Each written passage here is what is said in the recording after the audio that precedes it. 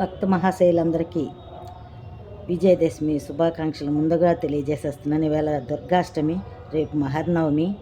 నిన్నను సప్తమి రోజు కళ్యాణి అదే మా అమ్మాయి సదాశివపేటలో, అదే ఆర్ఆర్ జిల్లా, రంగారెడ్డి జిల్లాలో సదాశివపేటలో హరికథ చెప్పిందండి. చాలా అద్భుతంగా చెప్పింది, చాలా బాగుంది.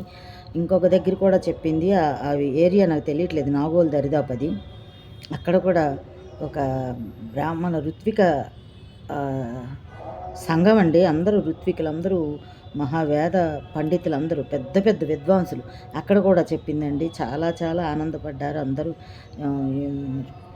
రుద్రాక్ష తులాభారం, దాన్నే వల్లి కళ్యాణం అంటారు, దాన్నే కుమారస్వామి వివాహం అంటారు, లక్ష్మీ పార్వతి సంవాదం అంటారు, శివుని తాలూకా ఆధిపత్యం తెలియజేసే కథ అని కూడా అంటారు.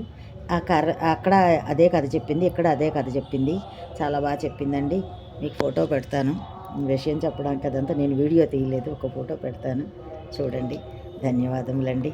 ప్రేక్షక మహాశైలందరికీ ఇవే నా నమస్సుమాంజలి. ఈవేళ దుర్గాష్టమి శుభాకాంక్షలండి. మీ అందరికీ నమో నమః.